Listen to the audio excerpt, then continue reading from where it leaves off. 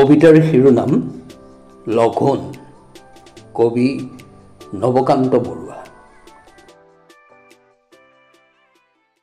একো কেনে খাওঁ আজি, একেবাৰে ভোক নাই। আছে যদি আধা খেৰ চিৰা দিবা ভাল চাই। দৈ মোক নেলাগেই গাখীৰৰ সৰ পালে। খেজুৰৰ গুৰ নেকি লৈ আহ এইফালে। নাই যদি মালভোগ জাহাজী কলকে আন, আৰু একো নেলাগেই এই হ'ব জলপান। আজি যদি অহা নাই ভীম সিং পালোৱান, তাৰ বাবে ভাজি থোৱা দুটামান আলু আন।